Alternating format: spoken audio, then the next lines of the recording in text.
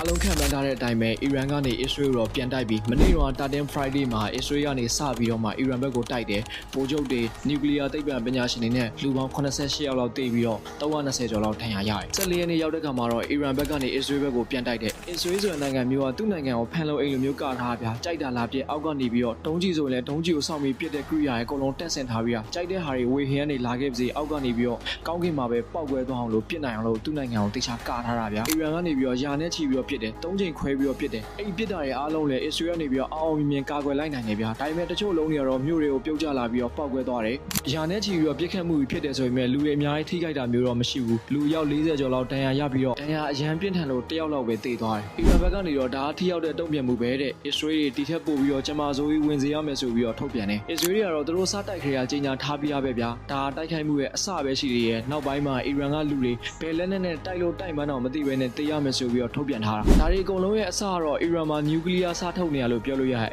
အီရန်မှာနျူကလ িয়ারစားထုတ်နေရအောင်မကြိုက်တဲ့အမေရိကန်ကလည်းအီရန်နဲ့ညှိနေတာ6ကြိမ်မြောက်လောက်ရှိနေပြီအဲ့ဒီအချိန်မှာပဲဒီကိစ္စကြီးကဖြစ်လာတာ